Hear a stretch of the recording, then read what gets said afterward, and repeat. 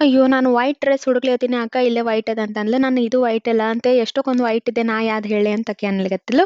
ಅದೆಲ್ಲ ಹೋಗ್ಲಿ welcome back. ನನ್ನ ಹೆಸರು ವೀಣಾ. ಎಲ್ಲರೂ ಹೇಗಿದ್ದೀರಾ? ಇದನ್ನೆಲ್ಲ ಜೋಡಿಸ್ಕೊಳತೀನಿ ಕಂಪಾರ್ಟ್ಮೆಂಟ್. ಇವತ್ತು ನನ್ನ ವಾರ್ಡ್ರೋಬ್ ಸೆಟ್ ಮಾಡ್ಬೇಕಂತ ಮಾಡೀನಿ. ಯಾಕಂತಂದ್ರ ಅರ್ಬಿ ತೊಗೊಳಿಕ್ ಆಗೋಲ್ತು.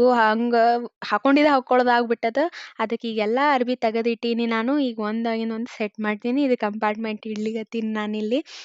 ಇದು ಇಟ್ಕೊಂಡನೆ ಕೆಳಗೆ ಯಾವ್ಯಾವ ರೇರಾಗಿ ಹಾಕೋತೀವಿ ಅಲ್ಲ ಅವೆಲ್ಲ ಇಟ್ಕೋತ ಹೋದ್ವಿ.